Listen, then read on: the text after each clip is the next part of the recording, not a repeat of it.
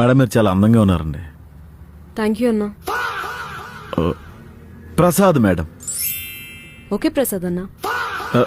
Only Prasad madam. చాలా simple name అన్నా. Madam Prasad is okay, అన్న ఈజ్ నాట్ ఓకే. ఎందుకు?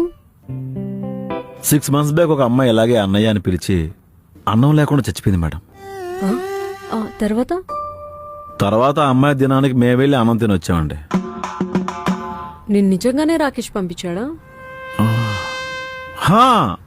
Rakesh is very genuine. కొంచెం వర్క్ చేసినా ఎక్కువ అప్రిషియేట్ చేస్తాడు అండ్ అమ్మాయిలకి చాలా కేర్ తీసుకుంటాడు.